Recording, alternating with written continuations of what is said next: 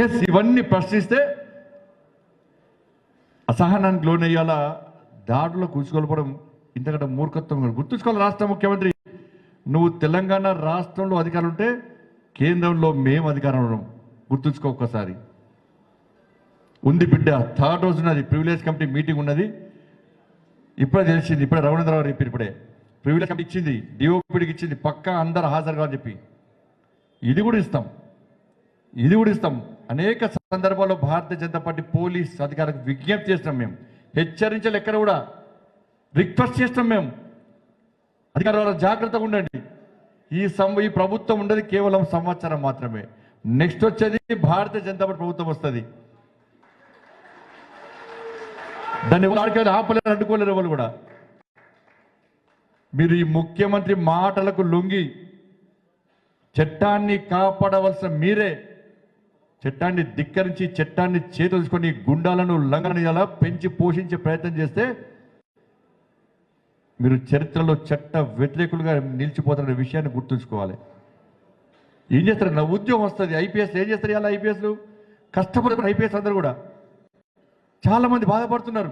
IPS అధికారులు ఈ ప్రభుత్వంలో మేము ఐపీఎస్ ఉండలేకపోతున్నాం, మేము లూప్లలో పోతాం, మేము మాతోని చట్టాన్ని కాపాడాల్సిన మాతోనే చట్ట వ్యతిరేక కార్యక్రమాలు చేయమని చెప్పి సీఎంఓ ఆఫీస్ నుంచి ఒత్తిడి వస్తుందని చెప్పి అలా కొంతమంది ఐపీఎస్ అధికారులు బాధపడుతున్నారు. ఇలా ఎవరైతే ముఖ్యమంత్రి మోచేతిని లాగేటువంటి ఐపీఎస్ ఆఫీసర్లు, ఐఏఎస్ ఆఫీసర్లు కొంతమంది ఈ విధంగా ప్రజలను హింసిస్తున్నారు, ప్రజలు బాధపడుతున్నారు. భారతీయ జనతా పార్టీ కార్యకర్తలను ఇలా ఇబ్బంది పెట్టే ప్రయత్నం చేస్తున్నారు. డ్యూటీ ఏంటి సార్? చక్క డ్యూటీ అని వేరు. రేపు ఫ్యూచర్లో మీరు రోడ్డు మీద పోతుంటే ఎస్ మా ఎస్పీ, మా సిపి, మా ఐపీఎస్ ఆఫీసర్ చట్టానికి లోబడి పనిచేసిండు, మమ్మల్ని కాపాడిండు, ప్రజాస్వామ్యాన్ని కాపాడిండు. రాష్ట్ర ప్రభుత్వం, టీఆర్ఎస్ పార్టీ ప్రభుత్వం ఎంత ఒత్తిడిసినా లొంగలేదు, నిక్కచ్చిగా నిజాయితీగా నిబద్ధతతో ధైర్యంగా వివరించని చెప్పి రేపు తెలంగాణ సమాజం చెప్పుకోవాలి. అటువంటి పరిస్థితుల్లో మీరు పనిచేయాలి తప్ప భయపడి దేనికో ఆశపడి దేనికో లొంగిపోయి ఉద్యోగాలు చేస్తే ప్రజలు అసలు విషయాన్ని గుర్తుంచుకోవాలి. ఏం జరిగింది నిజామాబాద్లో? ఒక సాక్షాత్తు పార్లమెంటు సభ్యుని మీద దాడి చేస్తారని చెప్పి ముందే సిపికి తెలుసు, ముందే రాష్ట్ర డీజీపీకి తెలుసు. ఇంటెలిజెన్స్ అధికారులు రిపోర్ట్ ఇచ్చిండ్రు. ఏం చేయాలి? పోలీస్ సిపి ఏం చేయాలి? నిజామాబాద్ సిపి, డీజీపీ ఏం చేయాలి? రక్షణ కల్పించి చాతనైతే, లేకుంటే గుండాగా తీసుకపోయి లోపల. అరే, ఒక సాక్షాత్తు పార్లమెంట్ సభ్యునికి రక్షణ పోలీస్ అధికారులు వాళ్ళే దాడులు చేయడం. సిపి నేతృత్వంలో, నిజామాబాద్ సిపి నేతృత్వంలో, సీఎంఓ ఆఫీస్ డైరెక్షన్లో వాళ్ళ సాక్షాత్తు పోలీస్ అధికారులే దాడులు చేయడం, పోలీస్ అధికారులే దాడులను ప్రోత్సహించడం, గుండాలను ప్రేరేపించడం, దాడులు చేస్తుంటే చోద్యం చూడడం. ఇది కంప్లీట్ పూర్తిగా సిపి నేతృత్వంలో జరిగినటువంటి హత్యాయత్నం. ఇందులో ఏం అనుమానం లేదు. వాళ్ళని కంట్రోల్ చేయలేక మమ్మల్ని ఇవ్వమంటాడు, ఎంపీ గారు ఇవ్వమంటాడు, ఇంకోమంటాడు. మేము బహిరంగ సభ పెడుతున్నాం. మన అభివృద్ధి కార్యక్రమాలు చేయొద్దా? శంకుస్థాపనలు చేయొద్దా?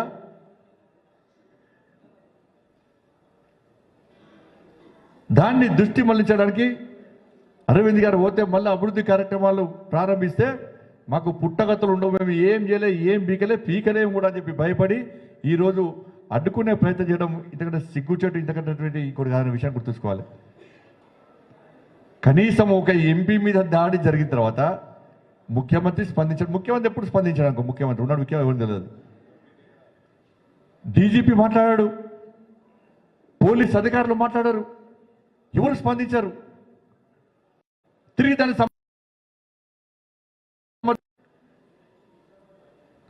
ఇప్పటికీ ఎఫ్ఐఆర్ ఇవ్వాలి. ఇప్పటికి కూడా సాక్షాత్ ఒక పార్లమెంట్ సభ్యులు దాడి చేస్తే ఇప్పటికీ ఎఫ్ఐఆర్ ఇవ్వలే. కత్తులతో దాడి చేసింది వాస్తవం కదా, కట్టెలతో దాడి చేసింది వాస్తవం కదా, హత్యా ప్రయత్నం చేసింది వాస్తవం కదా. పోయినా ఇంతకుముందు మహేందర్ రెడ్డికి పోయినా, నరేందర్ రెడ్డికి పోయినా ఏడుస్తున్నాను వాళ్ళ భార్య. 3 మహిళలు లేకుంటే నా భర్త చచ్చిపోయాడు అన్న. నాకు కొడుకన్నా, ఒక బిడ్డ కొడుకన్నా, మేము అనాథలమయ్యేటోళ్ళమన్నా మేము. ఆ ముగ్గురు మహిళలు చంపకండి చంపకండి, కాపాడండి కాపాడండి చెప్తే ఇలా నా భర్త మా కళ్ళ ముందు కనబడుతున్నాన్న. ఏం తప్పు చేసిన నా భర్త? భారతీయ జనతా పార్టీ కార్యకర్త అన్న, సత్యదంగా పార్టీని నమ్ముకుంటున్నాడు నా భర్త. ఇలా ఎవరికి ఏం అన్యాయం చేయాలన్న నా భర్త కేవలం భారతీయ జనతా పార్టీ కార్యకర్త కనుకనే వాళ్ళ దాడి చేయడం ఏ పార్టీ చెప్తుందన్న తెలంగాణ రాష్ట్రంలో అని చెప్పి వాళ్ళ భార్య బాధపడుతుంది. దాడి చేసిన వ్యక్తులు, దాడికి ప్రేరేపించిన వ్యక్తులు ఒక్కసారి గుండె మీద చేసుకుని ఆలోచించాలి. మీకు కూడా కుటుంబం ఉంది, మీకు భార్య పిల్లలు ఉన్నారు. మీకు కూడా ఇదే దాడి మన మీద జరిగితే మన భార్య పిల్లలు ఎంత బాధపడతారో, ఎంత ఇబ్బంది పడతారో ఒక్కసారి ఆలోచించాలి. దాడి చేసిన వ్యక్తులు, హత్యాయత్నం ప్రేరేపించిన వ్యక్తులు ఒక్కసారి ఆలోచించాలి. మేమైతే ఎప్పుడు ప్రోత్సహించలేదు దాడులకు.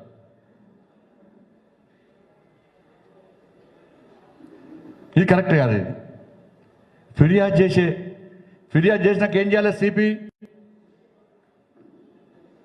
సిపి ఎఫ్ఐఆర్ చేయాలి. ఇవాళ నేరస్తులందరూ బహిరంగంగా తిరుగుతున్నారు బయట. హత్యాయత్నం చేసిన నేరస్తులందరూ కూడా బహిరంగంగా తిరుగుతున్నారు. వాళ్ళని అరెస్ట్ చేసే పరిస్థితి లేదు.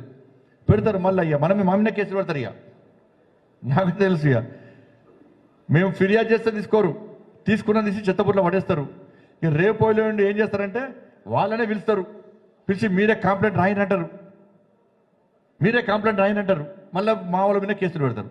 ఇది ఎట్లా ఆనవాయితీ తెలంగాణ రాష్ట్రం ముఖ్యమంత్రి నేతృత్వంలో జరిగేది. కరీంనగర్లో అదే జరిగింది.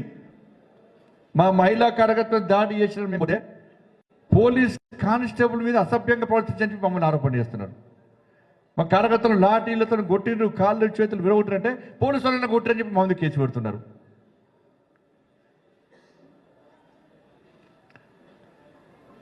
ఇది నిజాం కాలంలో చూస్తామన్నా. నేను ఇప్పుడు ఈ మధ్యలో పెద్ద మనుషులు చాలామంది కలిసి ఇప్పుడు వాళ్ళ ఇంట్లో మేము నిజాం కాలంలో ఇట్లా చూడలే అంటున్నారు వాళ్ళు. ఇంత నిర్బంధం చూడలే ఎప్పుడు మేము అంటున్నారు వాళ్ళు. ఇంత అరాచకం చూడలే అంటున్నారు.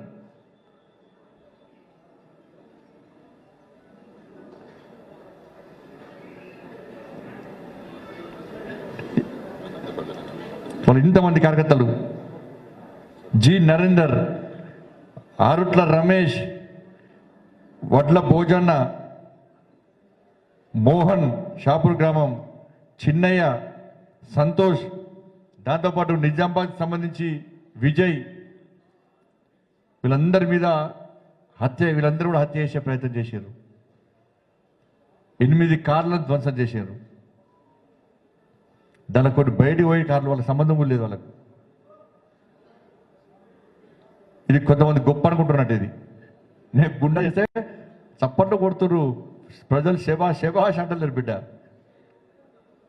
స్టార్ట్ అయింది, లొల్లి స్టార్ట్ అయింది. నేనేది ఒక ఎమ్మెల్యేది అఫిడవిట్ విషయంలో ఎన్నికల కమిషనే దొంగ అఫిడవిట్ ఇచ్చని చెప్పి ఎన్నికల కమిషన్ అయిపోయింది వాళ్ళ మంత్రి. ఆయనక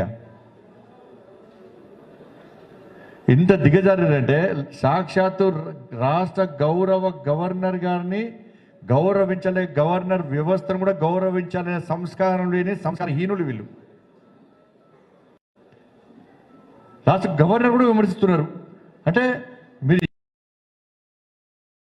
మంచివాళ్ళు చేసిన పనులు చెప్తే మాత్రం గవర్నర్ కరెక్ట్ కాదు. గవర్నర్ కూడా రాజకీయ ముద్రేస్తారు. ఇన్ని రోజులు గవర్నర్ మంచిదే, పాపం చాలా మంచిది ఆడ. ఇప్పుడు గవర్నర్ మంచిది కాదు. ఇక ప్రభుత్వం ఏం అభివృద్ధి కార్యక్రమాలు చేసింది అని చెప్తే రాష్ట్ర గవర్నర్ గారు గణతంత్ర దినోత్సవం సందర్భంగా ప్రజలకు వివరించే ప్రయత్నం అది కూడా చేయలే. పూర్తిగా గవర్నర్ గారిని అవమానపరిచారు. గవర్నర్ గారిని అనేక సందర్భాలు మేము కలిసాం. మేము కలిసినప్పుడు కూడా గవర్నర్ నిక్కచ్చి చెప్పారు, నేను ఏ పార్టీ కాదు, నేను తెలంగాణ రాష్ట్రంలో ప్రజల కోసం పనిచేసినటువంటి ఒక గవర్నర్ను.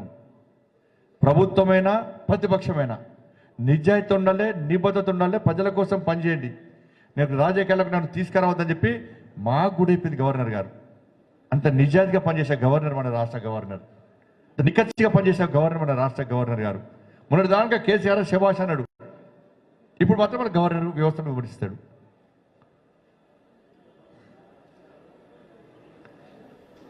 అందుకే రాష్ట్ర ముఖ్యమంత్రి మళ్ళీ హెచ్చరిస్తున్నా,